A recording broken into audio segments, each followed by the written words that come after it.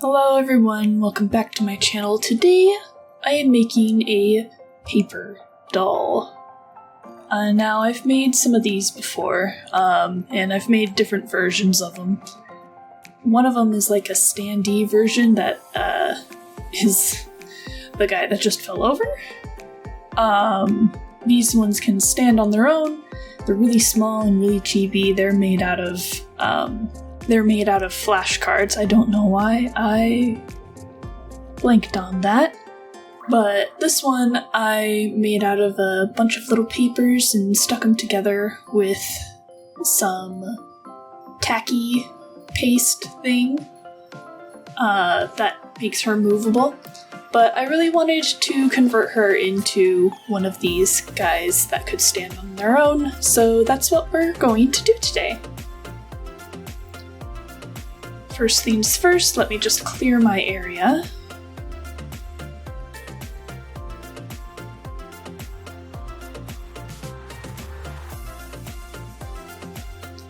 And get open the flashcards.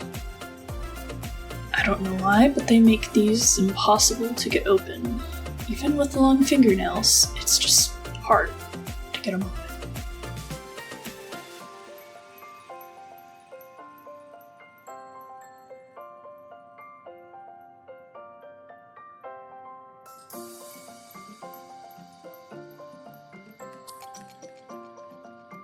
There we go.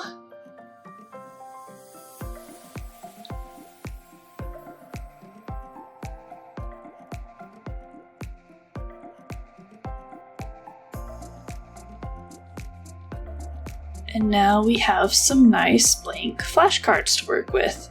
I'd recommend using the blank ones just because lined ones will show up on your paper doll, and if you don't want that, well, don't get the lined ones. Next, I am measuring out my little character because I want them to be roughly the same size. So, measuring out his stand and just about how tall he is.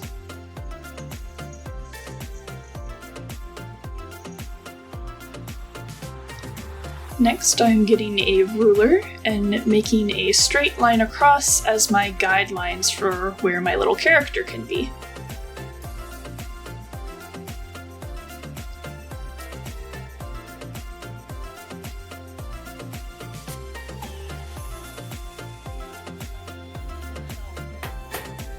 After that, it's time to get some supplies out. I'm using colored pencils, Ohuhu markers, and I should have had that before, but I found my triangle for measuring. Instead of using my pencil to sketch, I am going to be sketching in colored pencil just because I wanted to, and it has a nice effect with the Ohuhu markers. First, I'll sketch out my little person there.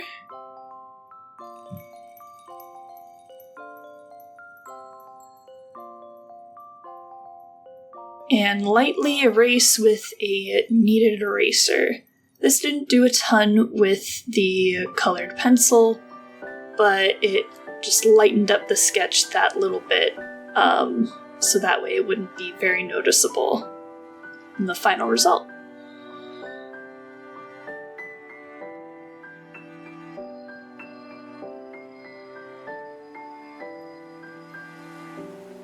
Now I've got my reference here. I'm going to color pick from the Ohuhus to kind of match her hair color, her shirt color, and pant color, and I can do that just on the outside of the flashcard because most of that I will be cutting off.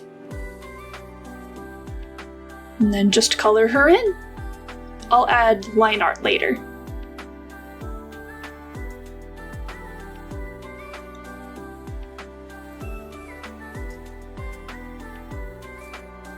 It was really fun to do some experimenting with shapes without the line art because it just gave it a really fun, shapely, kind of storybook kids children's book kind of look to it, which is what I was going for. So I think it turned out really cute in the end.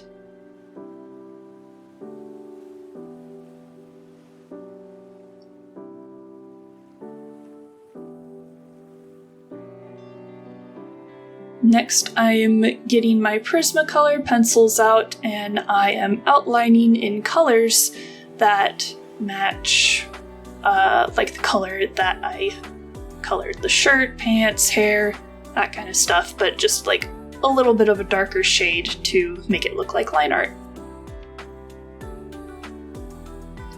I used black for the eyes and glasses because those things needed to pop out and grab the attention of the viewer, so best to make those a little bit more noticeable.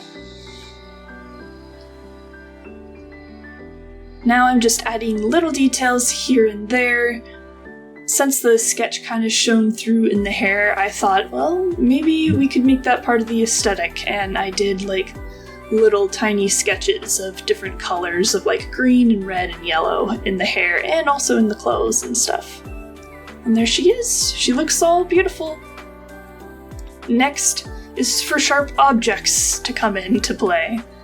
First, I'll cut her out using a big pair of scissors. This will get most of the excess paper around her away, so that way I can handle her better when I go in with my X-Acto knife.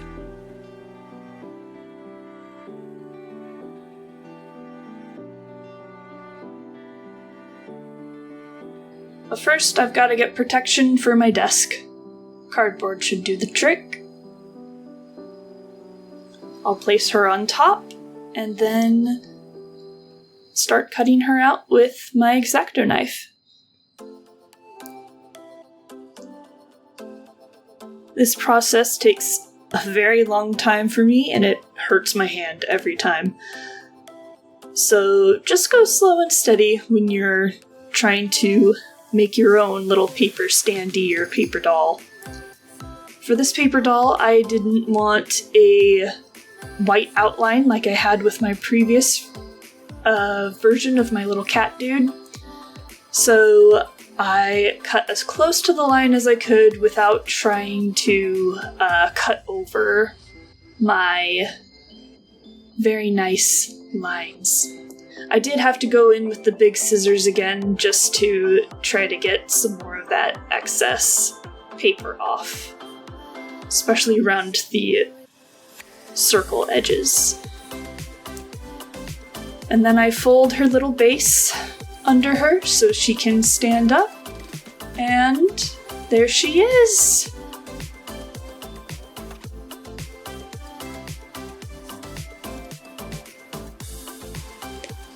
And now she can stand on her own.